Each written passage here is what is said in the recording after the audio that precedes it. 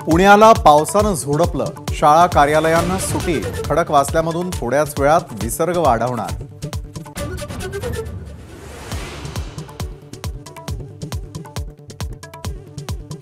पुण्यामधील जलमय एकता नगरची पालकमंत्री अजित पवारांकडून पाहणी, नुकसानग्रस्तांना सरकार मदत करणार, अजित पवारांचं आश्वासन।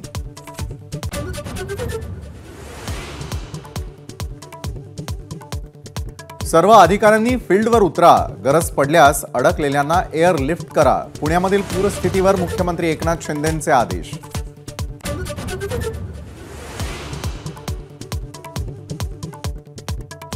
पुण्यातल्या पूरस्थितीमध्ये मदतीसाठी लष्कराचे जवान आले धावून, सिंहगड रोडवरील मदत कार्यात आर्मी।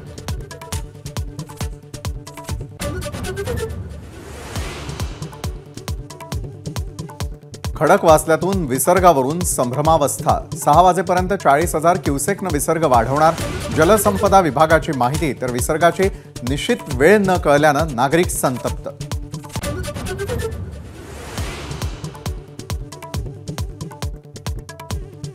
मुसळधार पावसाचा मध्य रेल्वेला फटका, उल्हास नदीच्या पातळीत वाढ, सुरक्षेच्या कारणास्तव आज आणि उद्या काही मुंबई पुणे एक्सप्रेस रद्द।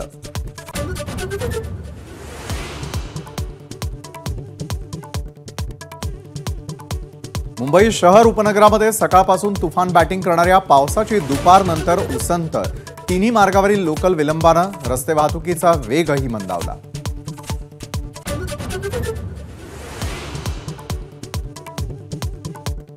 मुंबईला पाणीपुरवठा करणारे 7 पैकी 4 तलाव तुडुंब, मुंबई ठाणे भिवंडीला 10% पाणी कपात माग।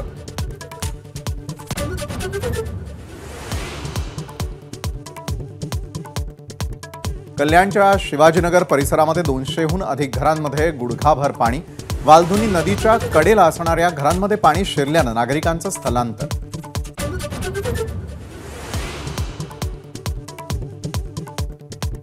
कोल्हापुरात पंचगंगा नदीनं धोक्याची पातळी गाठली, 81 बंधारे पाण्याखाली, कोल्हापूर रत्नागिरी मार्ग वाहतुकीसाठी बंद।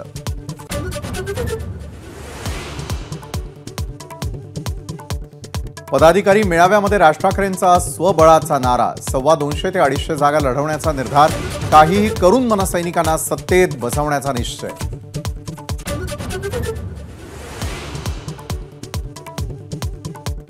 मुंबईत नोकरी पण मराठी माणसाला नो एंट्री, व्हायरल जॉब पोस्टमुळे मनसे आणि ठाकरेंची शिवसेना आक्रमक, टीकेनंतर आर्या गोल्ड कंपनीच्या मालकाकडून माफीनामा।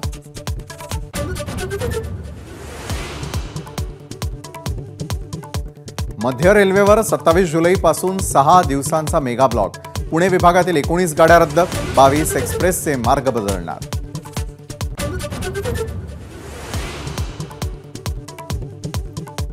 ज्येष्ठ मराठी साहित्यिक फादर फ्रान्सिस डिब्रिटोंचं निधन, दीर्घ आजारानं वयाच्या 82व्या वर्षी घेतला राहत्या घरी अखेरचा श्वास।